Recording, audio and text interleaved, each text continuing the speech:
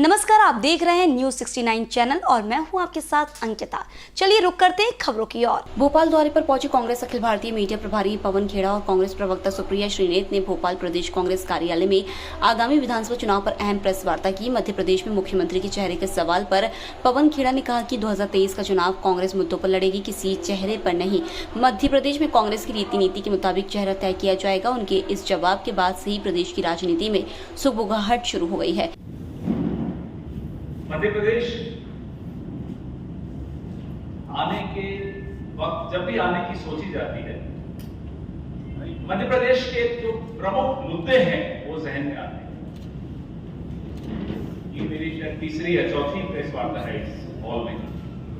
हर बार पिछले 18 साल जो मुद्दे शिवराज सिंह चौहान जी के पहले टर्म में थे, वही मुद्दे विकराल रूप लेकर इस टर्म में भी है। तो चोरी की सरकार है, ये तो सीना चोरी की सरकार है, कोई जीत कर आए हो ऐसी तो सरकार नहीं है, लेकिन मुद्दे वही। और कांग्रेस पार्टी विशेष तौर पे भारत जोड़ो यात्रा जब मध्य प्रदेश से गुजरी, काफी दिन यहाँ भारत जोड़ो यात्रा थी। भारत जोड़ो यात्रा में जो संवाद स्थापित किया हमारे नेता राहुल गांधी ने अलग अलग वर्गों से, समाज के जो मुद्दे उस यात्रा के दौरान निकल कर आए, उभर कर आए, भारतीय जनता पार्टी को हम चुनौती देते हैं। उनमें से किसी एक मुद्दे पर भी चुनाव लड़ने की अगर हिम्मत है तो चुनौती स्वीकार करें। मुद्दों पर ये लोग चुनाव नहीं लड़ सकते। कर्नाटक का चुनाव मुद्दों पर हुआ, भारी शिकस्त हुई। आप जैसे कुछ साथियों ने पूछा कि कर्नाटक आप जीत गए, भारी बहुमत से जीत गए, क्या अब भी ईवीएम से शिकायत है? मैंने कहा बहुत बड़ी शिकायत है ईवीएम से। भारतीय जनता पार्टी को 65 सीटें भी कैसे मिल गई कर्नाटक? मुद्दों पर अगर कांग्रेस पार्टी जब मुद्दे उठाती है, मीडिया के साथ ही उन मुद्दों को प्रचारित करते हैं। उनमें से एक मुद्दे पर भारतीय जनता पार्टी खरी नहीं उतर सकती, खासतौर पर जहां शासन में है। वो व्यापम हो, नौजवानों की बेरोजगारी का आलम हो, महंगाई हो, गैस सिलेंडर हो, पेट्रोल डीजल हो, महिला सुरक्षा हो, स्वास्थ्य हो। राजनीति में हम लोग हैं तो इन्हीं मुद्दों के लिए काम करने के लिए आए। पत्रकारिता में आप लोग हैं तो इन्हीं मुद्दों पर अपनी स्टोरीज करने के लिए आए हैं, इन्हीं मुद्दों पर लोगों को, सरकारों को एक्सपोज करने के लिए बैठे हैं आप लोग। लेकिन भारतीय जनता पार्टी सरकार में है तो इन मुद्दों से उनका कोई दूर दूर तक रिश्ता नहीं दिखता।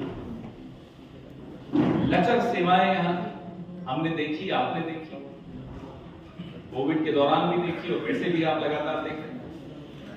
तो आप लोग सिर्फ इतनी कृपा हम पर करते हैं, मध्य प्रदेश की जनता पर करते हैं, और मुझे मालूम है, भरोसा है आप करेंगे, क्योंकि आप लोग बहुत निडर पत्रकार हो। यहाँ कमलनाथ जी बता रहे थे यहाँ की मीडिया वहां की मीडिया से अलग है, मैं उनका इशारा समझ गया। सिर्फ मुद्दों पर ये चुनाव लड़ा जाए, बस इतना हम और आप मिलकर तय कर लेंगे। मध्य प्रदेश की जनता ऋणी रहेगी आपकी अगर आप सिर्फ मुद्दों पर चुनाव करते हैं। भारतीय जनता पार्टी पूरा प्रयास करेगी कि मुद्दों से भटक कर चुनाव लड़े। कर्नाटक ने भी किया प्रयास। ऐसे ऐसे मुद्दे लाएंगे जिससे कि हम जो मंच पे बैठे हैं ना, आपस में लड़ने लग जाए। ये षड्यंत्र होता है। लेकिन काठ की हांडी कितनी बार आप चाहते? लोगों को अब समझ में आने लग गया है कि साहब ये जो विवाद पैदा कर रहे हैं ना समाज में, तो मतलब इनको कुछ दिखाने को नहीं है कि सरकार में जब हम हैं तो हमने क्या किया। या तो दिखाने को कुछ नहीं है या छिपाने को बहुत कुछ है। हमें मालूम है इनको छिपाने को क्या क्या है। शिवराज चौहान की सरकार को क्या क्या छिपाने को है हम भी जानते हैं, आप हमसे ज्यादा जानते हैं।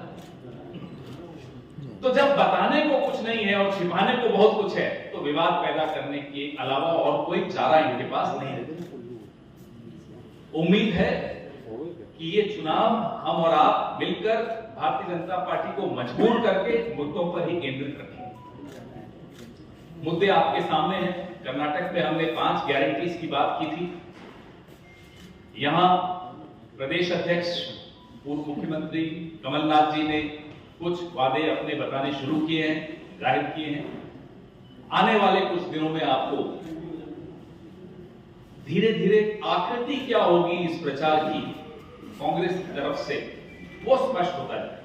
वो हमारे जहन में स्पष्ट है, भारत जोड़ो यात्रा के दौरान से ही स्पष्ट हो गया था और आपके जहन में भी साफ है। अब यह देखना है भारतीय जनता पार्टी उन मुद्दों पर हमारे सामने आने की हिम्मत रखती है। आप लोगों के सवाल में लूं उससे पहले मैं चाहता हूं कि मेरी सहयोगी सुप्रिया श्रीनेत जी भी आपसे कुछ 2 शब्द करती हूं। जैसा कि पवन जी ने बताया, कर्नाटक की प्रचंड जीत के बाद मध्य प्रदेश, राजस्थान, छत्तीसगढ़, तेलंगाना और मिजोरम के चुनाव में इस साल और फिर 2024 में जनरल इलेक्शन। कर्नाटक की जो प्रचंड जीत थी, मैं उस पर 2 मिनट इसलिए बोलना चाहती हूं क्योंकि कर्नाटक की जीत ने कुछ चीजें साफ कर दी और वो चीजें हैं कि जनता बिना संशय के राजनीतिज्ञों से, राजनीतिक पार्टियों से, प्रधानमंत्री से, विपक्ष से एक ही बात कह रही है। जनता कह रही है हमारे मुद्दों की बात करिएगा तो वोट देकर सरकार में बिठाएंगे, इधर उधर की बात करिएगा तो विपक्ष में बिठाने का काम हम करेंगे। कर्नाटक ने ये पूरी तरह से तय कर दिया, पूरी तरह से साबित कर दिया। कर्नाटक ने एक चीज और साबित करी है कि ये देश सब कुछ सहता है, लेकिन ये देश किसी का अहंकार नहीं सहता है। और वो अहंकार अगर सत्तारूढ़ दल, वो अहंकार अगर प्रधानमंत्री करने लगे तो कतई नहीं सहता है। कर्नाटक ने साफ तौर से एक संदेश दिया है कि जिस षड्यंत्र के चलते विपक्ष की सबसे प्रबल आवाज को आपने सदन से निष्कासित करने का काम किया, जिसको सच बोलने की कीमत अपना घर और अपनी सदस्यता देकर चुकानी पड़ी, उसको कर्नाटक की 6.5 करोड़ जनता ने खड़े होकर कहा तुम लड़ो और हम तुम्हारे साथ खड़े हैं। और ये संदेश देश भर में है, ये संदेश देश भर में जा रहा है। आज सुबह हम लोग आ रहे थे यहाँ पर और मैंने देखा कि राहुल जी ट्रक में बैठकर चंडीगढ़ जा रहे हैं। मुझे नहीं लगता कि वो कैमरे के लिए कर रहे हैं, बहुत गर्मी है। ट्रक में वही बैठेगा जो 90 लाख ट्रक इस देश की सड़कों पर चलते हैं, उन ड्राइवरों की समस्या समझना चाहता है। वो क्यों चाहते हैं कैंटीन में युवाओं से बात करने? वो क्यों डिलीवरी पार्टनर्स जो स्विगी और जोमैटो के लोग होते हैं उससे बात करते हैं? वो क्यों अचानक से एकदम से बस में चढ़ जाते हैं और महिलाओं से बात करते हैं, झुग्गी पहुंच जाते हैं, वहां पर बात करते हैं?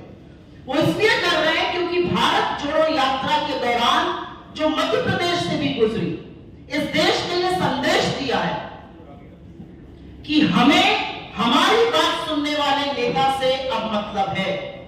हमारे मन पर जो अपने मन की बात थोपेगा उसको हम घर बिठाने का काम करेंगे। जनता 3-4 मुद्दे हैं जिससे बुरी तरह से जूझ रही है और वो 2 मुही तलवार हो गई है, बेरोजगारी और महंगाई। बेरोजगारी के चलते लोगों की आय खत्म हो गई है, लोगों के पास रोजगार नहीं है। हिंदुस्तान में सबसे ज्यादा युवा रहते हैं, 60% युवा 35 वर्ष से कम आयु के हैं। रोजगार की बात सरकार से कर लो तो जिस प्रधानमंत्री ने कहा था हर साल 2 करोड़ रोजगार बांटूंगा, मतलब अभी तक 19 करोड़ हो जाने चाहिए थे, वो अब 71,000 लोगों को रोजगार की पर्ची थमाता है जो कभी डाकिया लेकर आता था। ये रोजगार का हाल है, पकौड़ा करने के बाद अब ये कर रहे हैं। और महंगाई का यह आलम है कि आपकी जेब पर डाका डाला जा रहा है और आपको यह भी कहा जा रहा है कि आप मुफ्त नहीं कर सकते। तो बेरोजगारी और महंगाई से जूझती जनता, सरकार में व्याप्त करप्शन और कमीशन से जूझती जनता और कहीं पर एक असुरक्षा का जो माहौल इस देश में बना हुआ उससे जूझते लोग। और इसीलिए जो उल्लेख पवन जी ने किया मैं उसमें 2 बातें और आगे बोल देती हूं। अभी तक मध्य प्रदेश में जो हमने अनाउंस किया है वो लोगों के मन की बात है। जब 4000 किलोमीटर कन्याकुमारी से कश्मीर राहुल गांधी चल रहे थे तब लोगों ने उनको जो फीडबैक दिया था उसी के बेसिस पर हमने कर्नाटक वो किया है। 100 यूनिट बिजली माफ, 200 यूनिट बिजली हाफ, बिजली का बिल हाफ होगा। 1500 महिलाओं को दिया जाएगा, 500 का सिलेंडर दिया जाएगा और किसानों का कर्जा माफ किया जाएगा। ऐसी इसमें से कोई योजना नहीं है जो की ना जा सकती हो, क्योंकि हम जो कहते हैं वो करके जरूर दिखाते हैं। चाहे वो ओल्ड पेंशन स्कीम हो जिसका वादा हमने यहाँ किया, जो हमने छत्तीसगढ़, राजस्थान और हिमाचल में पूरी करी, चाहे वो स्वास्थ्य की एक बहुत उम्दा योजना राजस्थान ने चलाई, चाहे न्याय योजना छत्तीसगढ़ ने चलाई, चाहे बेरोजगारी भत्ता छत्तीसगढ़ ने दिया और एक बेरोजगारी भत्ता राजस्थान दे रहा है। इस तरह की बातें करना जरूरी है। हमारी पहली कैबिनेट मीटिंग ने जो कर्नाटका में हुई उसने 5 गारंटियों पे फैसला लिया और इसीलिए लोग हमारी बात सुनने को तैयार हैं, क्योंकि हम आपसे कोई भी हवाई बातें नहीं कर रहे हैं। हम ये बिल्कुल नहीं कह रहे कि सबके अकाउंट में 15 लाख आ जाएगा या सबको 2 करोड़ रोजगार साल के मिल जाएंगे। हम कह रहे हैं कि जो न्यायोचित होगा, जो बस पे होगा, वो जनता को सर्वोपरि रख के किया जाएगा और इसीलिए शायद लोग हमारी बात सुन रहे हैं। और रही बात मध्य प्रदेश की सरकार की, तो अभी आरोप पत्र आएगा और जो घोटालों की एक लंबी सूची है और जिस तरह से सरकार में लूट मची हुई है मध्य प्रदेश में, उसका पर्दाफाश जरूर होगा। मुझे लगता है कि मध्य प्रदेश का चुनाव हमारे लिए जरूरी है। मध्य प्रदेश ने एक बहुत बड़ा संदेश हमें भारत जोड़ो यात्रा के दौरान दिया था। बहुत ऊर्जा दिखी लोगों में, परिवर्तन को देखकर एक ललक दिखी और उसी के बेसिस पर हम पूरी तरह से आशान्वित है कि हम अगली सरकार प्रचंड बहुमत से जरूर बनाएंगे मध्य प्रदेश में। मीडिया से मैं हमेशा कहती हूँ, जब भी रीजनल में हम जाते हैं, कि आप लोग आज भी पत्रकारिता को जीवित रखे हुए हैं, क्योंकि आपके जो वहां वाले कजन्स हैं वो सब तो चढ़ चुपम बन चुके हैं। उनसे जब कहा जाता है बैठने को तो वो लौटने लगते हैं। सवाल आप ही पूछते हैं, हमसे खूब तीखे सवाल पूछिए, थोड़े से तीखे सवाल। जिसके पास सत्ता है, संसाधन है, संस्थाएं हैं, पावर है, तो उससे भी पूछना बनता है। आपके जो भी सवाल हो उनका स्वागत है। मेरा एक सीधा सवाल है। वहीं मध्य प्रदेश के गृह मंत्री नरोत्तम मिश्रा ने कांग्रेस पर तंज कसते हुए कहा कि जो लोग स्वयं भू बने बैठे थे, कमलनाथ भावी नेता हैं, अवश्यम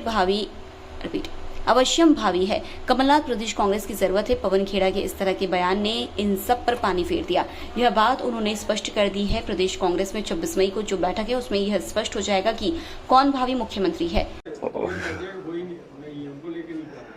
अब ये स्वयंभू जो बने बैठे थे कि भावी मुख्यमंत्री हैं, भावी नेता हैं, अवश्यम भावी हैं, मध्य प्रदेश के कांग्रेस की ज़रूरत है, और खेरा ने इस सब पे पानी फेरा है। अब ये बात उनने स्पष्ट कर दी है और इसलिए आप ये तय मान के चलिए, अब 26 तारीख की जो बैठक है ना, ये भावी वगैरह सब स्पष्ट हो जाएगा। राहुल गांधी भूले थोड़ी होंगे किस तरह से उनसे 2 लाख के कर्जे का झूठ बुलवाया था मध्य प्रदेश में, और उनकी राष्ट्रीय अध्यक्ष होने के नाते कैसी किरकिरी कराई थी कमलनाथ जी ने। इसलिए कमलनाथ जी को समझ आ जाना चाहिए कि ये 10 जनपद का इशारा है कि आपको उसने खेरा ने आके पानी फेर दिया है। केरल सरकार बड़े-बड़े विज्ञापन दे रही है, दिल्ली में बड़े-बड़े अखबारों में। केरल सरकार ने जो आरएसएस की शाखाएं लगती थी मंदिरों में, उनको बेल लगाने का कहा है, क्या कहेंगे? विनाश काले विपरीत बुद्धि। राष्ट्र भक्तों पर बैन लग रहा है। वहां बड़े बड़े विज्ञापन भी द केरला स्टोरी जो आ गई है मार्केट में, उसके कारण हो रहा है। और दूसरी बड़ी गलती ये है, ये जो तुष्टीकरण की राजनीति है कांग्रेस की, अब ये पूरा देश समझ रहा है कि ये तुष्टीकरण की राजनीति के कारण से राष्ट्र भक्तों पर प्रतिबंध लगाया जा रहा है। सर, कांग्रेस कह रही है कि अब की बार बंटाधार 200 के पार खुद ही बंटाधार बता रहे। अच्छा, आप बताओ, बंटाधार बोलते ही किसकी छवि आपके दिमाग में आती है? कांग्रेस मीडिया प्रभारी के मिश्रा ने गृह मंत्री के जवाब पर पलटवार करते हुए कहा कि मैं जिम्मेदार पद पर बैठकर कह रहा हूं कि मध्य प्रदेश का मुख्यमंत्री चेहरा और मुख्यमंत्री कमलनाथ ही होंगे। मैं इस जिम्मेदार कुर्सी पर बैठकर कह रहा हूं, मुख्यमंत्री जी का चेहरा और मुख्यमंत्री माननीय कमलनाथ जी ही होंगे। गृह मंत्री जी जो प्रश्न पूछवाते हैं उससे वो संतुष्टि हासिल कर लें कुछ दिनों की ओर, और उसके बाद देखिएगा कि क्या क्या होता है। भोपाल से न्यूज़ 69 के लिए आदिल खान की रिपोर्ट। इसी तरह की और खबरें देखने के लिए बने रहे हमारे साथ, देखते रहिए न्यूज़ 69 चैनल। जब तक के लिए धन्यवाद।